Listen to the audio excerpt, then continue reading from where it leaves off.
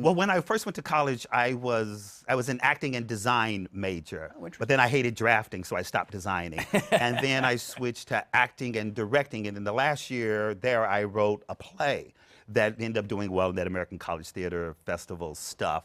So, but I'm too much of a control freak to ever really be an actor. So I knew that once I got out, my focus became writing and directing. But then when I came to New York, they said you can't do both. So then I focused on the writing, and that's when Colored Museum happened. And after I established myself as a writer, then I was able to establish myself. Hi, I'm Miss Pat. In a minstrel show is anarchy. Now we'll be flying at an altitude that's pretty high, so shackles must be worn at all times. Black people acting like white people's version of black people. That's a certain kind of madness. I forgot to mention, when singing omits the TH sound, the becomes the, they become they. Got it? Good.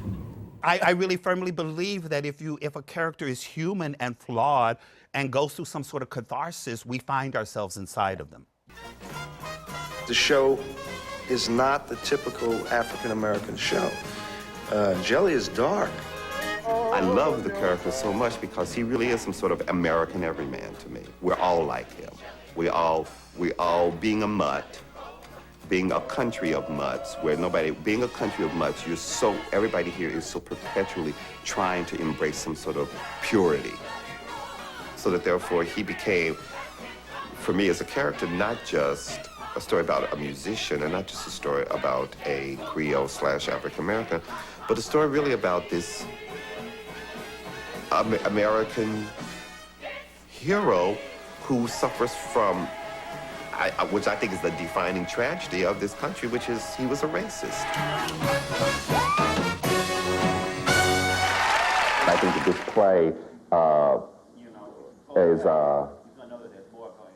very much so standing center stage and saying, oh, you thought America was this. Well, I'm here to tell you America is this, this, this, this, this. I'm here to tell you that my story ultimately is your story. Everybody is up in each other's story. And so that therefore it becomes very important that we know the other person's story, the other stories in America, so that we can begin to negotiate sharing the watering hole of survival. After Jelly's last jam, George asked me if I wanted to do a show. I said, yeah, man, I'll do a show, whatever you want to do. This was down at the Public Theater when he was at the Public. I think we had maybe like a three-week run or something like that at the Public, and they said we can go to Broadway. And that was just a blessing. We went to Broadway. Give them clap, give them style, and a real big smile. Now that's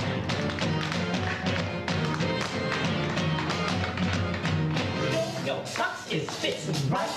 Be prepared to wing all night, and those pearly whites moving right. Now that's Say it. Oh, it's a Russian proverb, All right. which is, you must support talented people because untalented people will make it without your support. Excellent. And I said, That's on this side of the aisle. if that's important to him, then he's going to be important to me. I don't want to see Zarina. I don't want to meet Kabina. Zip. I'm an intellectual. I don't like a deep contralto or a man whose voice is alto. Zip. I'm a heterosexual. It's the most interesting thing because I've done a whole lot of shows, but when people call me or email me, they start talking about their emotions and their feelings and who they lost. Larry's words are touching people in a very deep and real and a very powerful way. What exactly is it that you're trying to get me to do? You have to tell gay men to stop having sex. Sorry, what? Somebody has to.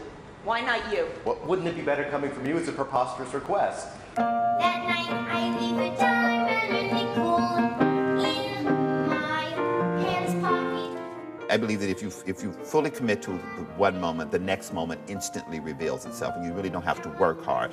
If one moment is true, the next moment will reveal the next one. If the next moment will reveal the next one. Shuffle Along will be his 18th Broadway show, and he says it doesn't get any easier. Yeah, musicals are hateful. Musicals are horrible, horrible things to work on because they're just hard. Despite the long days, hard work, and high stakes, Wolfe often takes time out to be a mentor and friend. Never rush to fail. Walk, walk. I think my rehearsal rooms are sort of have an energy of anarchy because because if people feel playful, then they will screw up. And in the process of screwing up, they will discover something brilliant.